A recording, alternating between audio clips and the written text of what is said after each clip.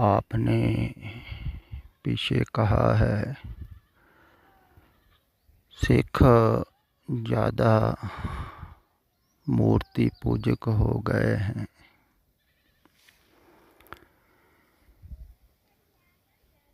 किस कारण ऐसा हुआ?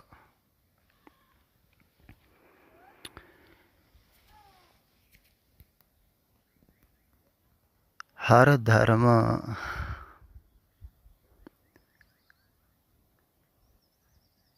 जब पैदा होता है ना, तो बिल्कुल निर्मल स्वच्छ झरने की भांति होता है, क्योंकि जहाँ से निकलता है वो स्रोत बिल्कुल स्वच्छ होता है। जैसे बाबा नानक ने कहा है ना, निर्मल पंथ चलाया,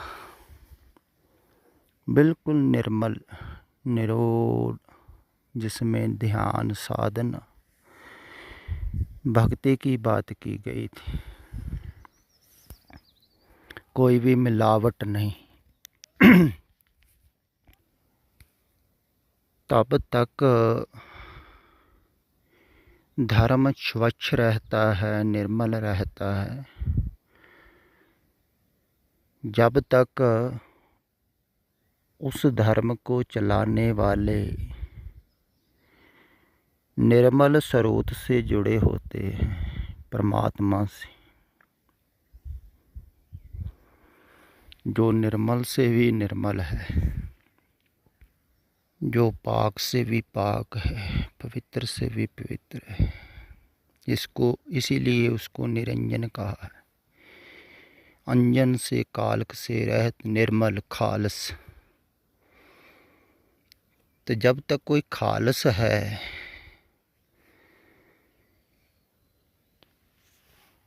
तो उसको मानने वाले या उसकी मानने वाले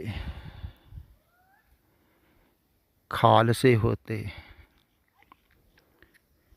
क्योंकि वो खालस से जुड़े होते। जैसे गुरु गोविंद सिंह खालस, तो उनके प्यारे जो शिष्य थे, सिख बोल दो, एक ही बात है, वो खालसे हुए। क्योंकि निर्मल से ही निर्मलता निकलती है। फिर जब झरना निर्मल स्रोत से दूर जाने लगता है, जैसे आपने बाहर भी देखा होगा, जो झरने पहाड़ों से उतरते हैं उस समय बिल्कुल निर्मल होते हैं।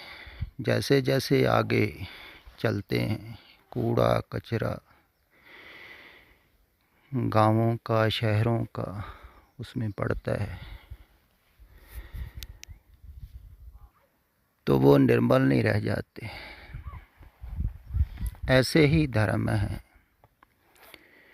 जब किसी बुद्ध पुरुष से पैदा होता है, जैसे गौतम बुद्ध से बुद्ध धर्म पैदा हुआ, उस समय बिल्कुल निर्मल था। फिर देखो कमाल की बात कि उन्होंने भी मूर्ति पूजा का बहुत ज़्यादा विरोध किया। सबसे बड़े मूर्ति खंडन करने वाले वो थे।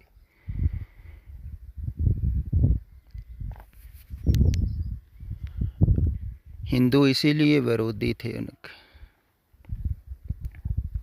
क्योंकि मूर्ति पूजा का वो खंडन कर रहे थे। तो देखो धीरे धीरे सबसे ज़्यादा मूर्तियाँ ही बुद्ध की बनी हैं।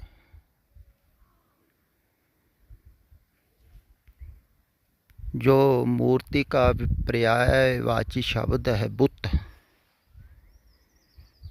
वो बुद्ध से ही बना हुआ शब्द है।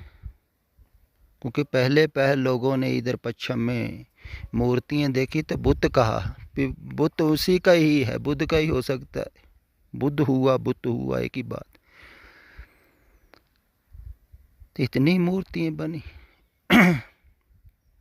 जो सारी जिंदगी मूर्तियों का खंडन करता रहा, जिसकी साधना बिल्कुल निर्गुण की थी, आकार से तोड़ता रहा, शून्य की साधना थी, ज्ञान का शुद्ध मार्ग था। ज्ञान का मार्ग ज़्यादा पुरुष चित्त का मार्ग है।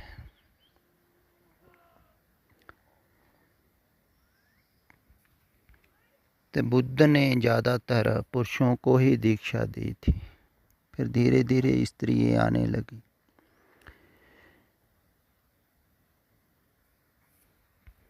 तो स्त्री का मार्ग है भक्ति भावना का।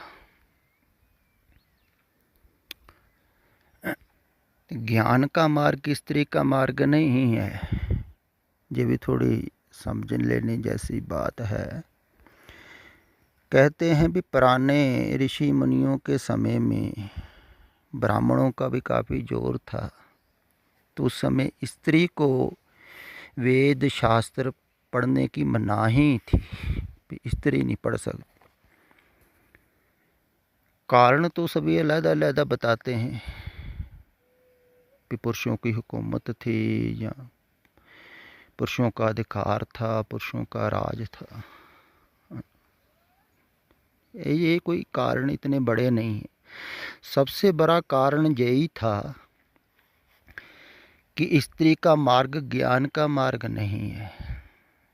स्त्री भावना से जीती है, भावना से ही जुड़ सकती है परमात्मा से।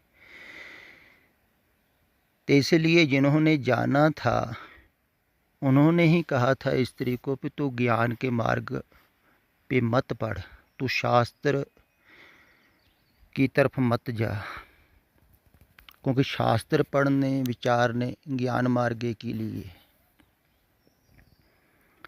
तेरा मार्ग सहज भक्ति का है, तू भावना से भक्ति से परमात्मा को पा सकती है। तो उस समय ये बात की गई थी कि अगर तुम्हारा पति प्रभु के ध्यान में लीन है तो तुम उसकी सेवा कर भावना से।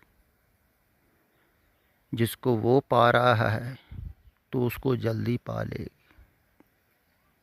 क्योंकि ज्ञान के मार्गी को बहुत समय लगता है ध्यान में डूबने में। पहले तो बुद्धि नहीं, ज्ञान ही नहीं छूटता है। ज्ञान छूटेगा तभी ध्यान में डूबेगा ना। तो भक्ति भावना के लिए सरल है।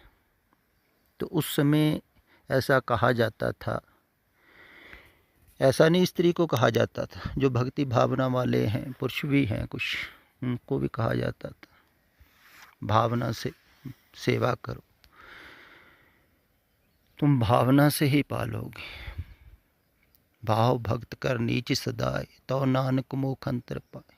देखो कितना आसान है, भाव भक्ति करके नीच सदाना, ऊंचे नहीं बढ़ना है कि मेरे में बहुत भावना है, बहुत भक्ति है, मैं बड़ी सेवा करता हूँ, नहीं। विनम्र होना है, मिटना है। साधना करने वाला भी मिटेगा तभी पाएगा ना। तो सेवा करने वाला सहज मिटता है। तो सहजता का मार्ग था भक्ति का, तो उस पर स्त्री सहज चल सकती थी, क्योंकि उसका मार्ग की ही भावना से ही जीती है। हार्दिक होती है स्त्री, इसलिए जल्दी रो पड़ती है, जल्दी हंस पड़ती है। लेकिन धीरे धीरे जैसे स्त्री पतित हुई है, ऐसे ही धर्म भी पतित होते हैं। अब देखो, एक स्त्री ने इधर लिखा है कि मैं पाठ कर रही थी, एक शब्द आया है, तो मैंने उसकी व्याख्या भी पढ़ी है, अर्थ भी पढ़ लिए, फिर भी मुझे वो अर्थ ठीक नहीं लगे हैं। आप उसके अर्थ करके बताएं, व्याख्या करें वो शब्द की। देखो, अब स्त्रियाँ भी ज्ञान के मार्ग पर पड़ रही हैं।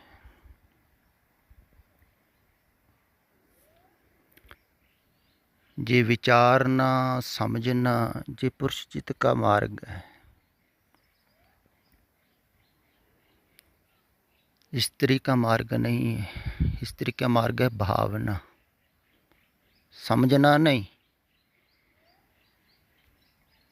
जो बता दिया उसको भावना से जीना है।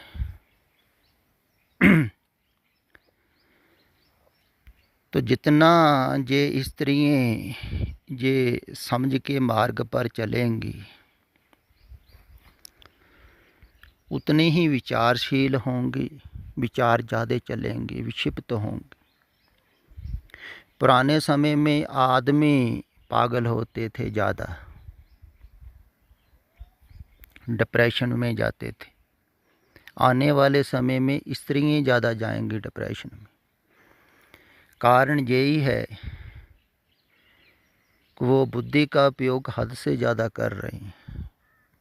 पर अध्यात्म के मार्ग पर भी जो उनका स्वाभाविक मार्ग नहीं है, लेकिन कोई बताता नहीं है।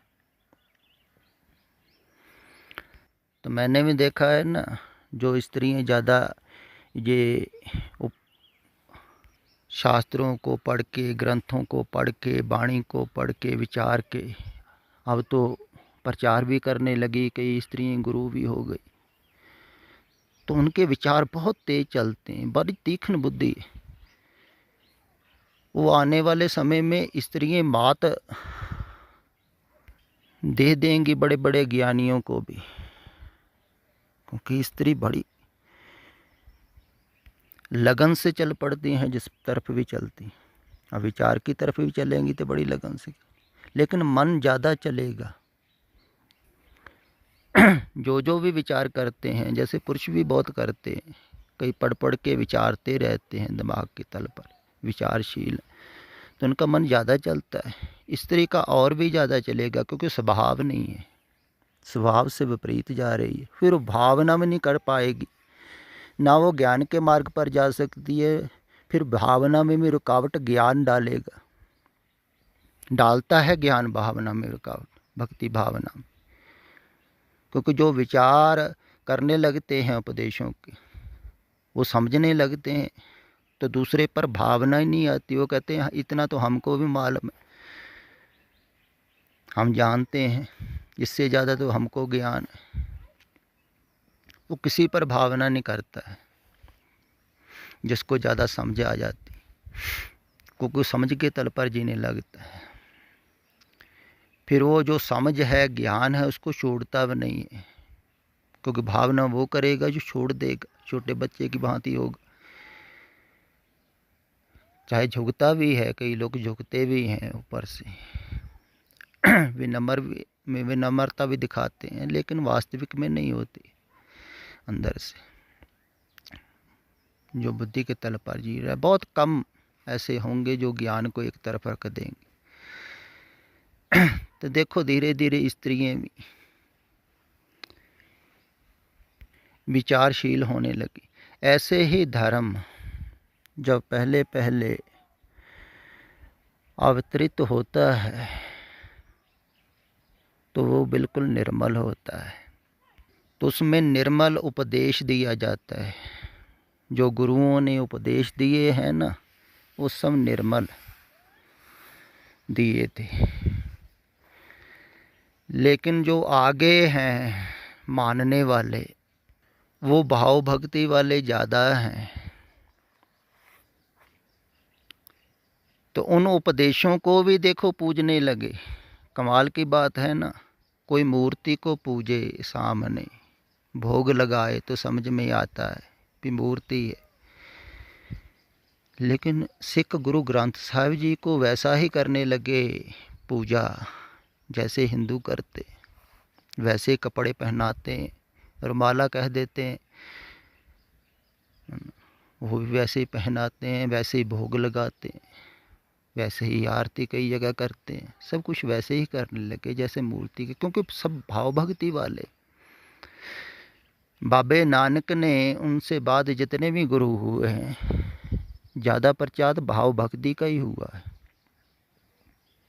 गुरु गोविंद सिंह ने भी भाव भक्ति का ही उपदेश दिया। जो सिख उनके साथ जुड़े थे सब भावना वाले थे, जिन्होंने अपना आप कुर्बान किया वो भावना वाले थे। भक्ति अपना आप कुर्बान कर सकते, समर्पित कर सकता है, सब भावना वाले थे। उस समय भावना भाव की भक्ति की बात ज़्यादा की थी गुरुओं ने। फिर भाव भक्ति के द्वारा जिससे जुड़ना था वो मौजूद नहीं है। फिर जब वो मौजूद नहीं होता है तो उसकी तस्वीरें बना लेते हैं लोग, फिर मूर्तियाँ बन जाती हैं। ऐसे ही मूर्तियाँ बनी। जब गुरु नहीं रहे, मार्गदर्शक नहीं रहे, तो फिर उनको पूजने को मन करता है। क्या करे आदमी, फिर हिंदुओं ने मूर्तियाँ बनाई। ऐसे ही सिखों में हुआ। मूर्तियों से भी पहले इतिहास लिखा जाता है, क्योंकि इतिहास आप उसका पढ़ के उसकी जीवनी देख के ही मूर्ति बनाओगे ना। इसी ऐसे ही जो सिखों का इतिहास लिखने वाले हैं ना, जितने भी राइटर हैं ज़्यादातर मूर्ति पूजक हैं। तो उन्होंने भी इतिहास इसीलिए लिखा है कि अगर हम डायरेक्ट ही सिखों को सीधा ही कहेंगे मूर्ति पूजो तो नहीं पूजेंगे। पहले इतिहास लिखो, इतिहास से इनके अंदर कल्पना बनेगी, कल्पना से फिर मूर्तियाँ बनेंगी। तो वो ही हुआ, पहले तस्वीरें बन गई या मूर्तियाँ बन रही हैं धीरे धीरे। देखो